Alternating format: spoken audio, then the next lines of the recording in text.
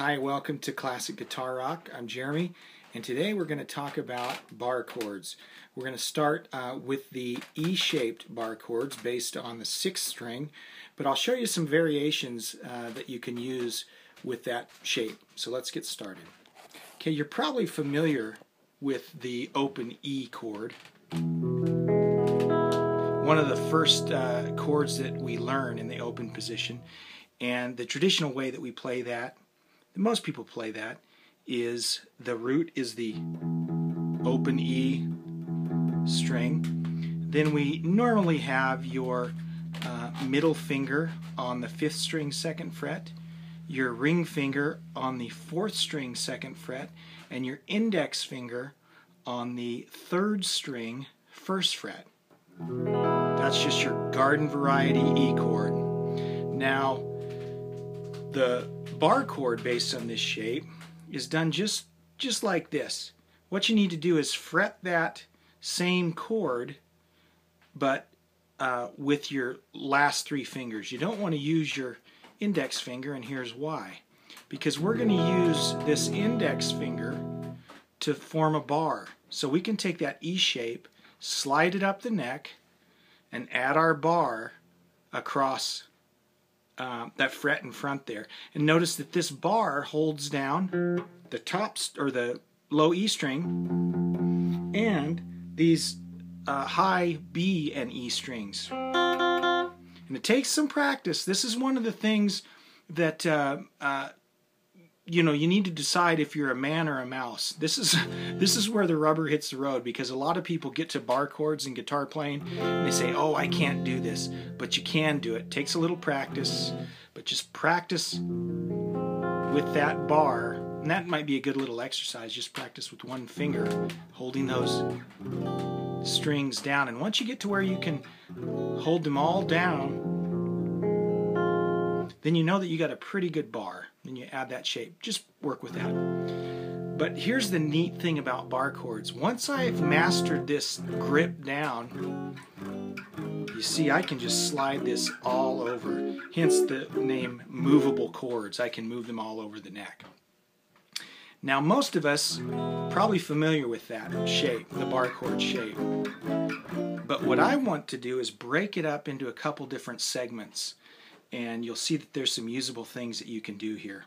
So just for fun, I'm going to pick the 5th position, which would be an A chord, using that familiar E bar chord shape. But I want to just look at the top, or actually technically, the lower 3 strings of that chord.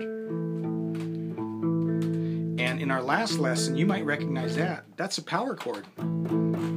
That could be just an A power chord if I'm just playing those 3 strings. Okay? And that's fairly common. But split it up this way as well. Look at the middle 4 strings. Okay? And you could even take this bar off and just play that shape. You'll notice on some songs that they're just playing the middle of that shape. And you can do the same thing at the high end. Okay, these are all still A's, just depends on which portion of the chord we want to play. You could even go up a little higher and just do these 3. And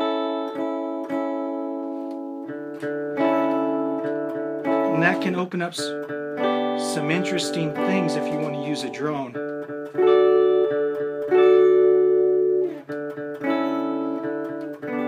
But I'm still just using the highest 3 notes of that E shape. So just out of that one bar chord, I've got a couple different variations that I could do. Okay, and just a sneak peek as we talk about some open chords, you'll notice that's just an F chord shape.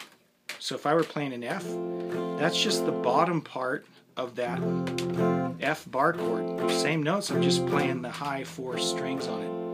So I'm going to turn on a little gain and just experiment a little with this bar chord shape and see if you can recognize the different inversions that I'm doing. So give me just a sec here. Let's get a little dirt. Okay. And here we go. So there's just your common A. I could play the whole chord. Or how about the middle of this? So I'm just playing the middle of that shape.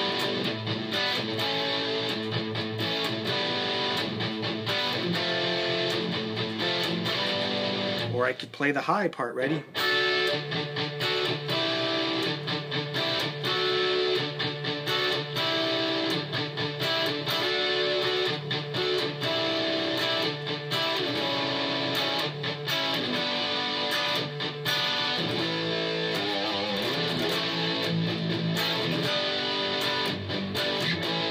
Okay, so that's all based on this basic bar chord shape.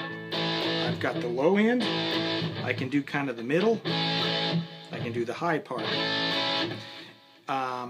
Experiment with those, move those around, and see what you can do. Now in the next lesson, what we'll look at is we'll start looking at bar chords based on the open A shape, and you'll see that there's a couple different inversions that we can do there, and then we'll start mixing those up.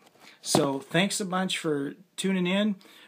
Please subscribe, and I look forward to talking to you on the next lesson here at the Classic Guitar Rock Studio. Thanks. Bye-bye.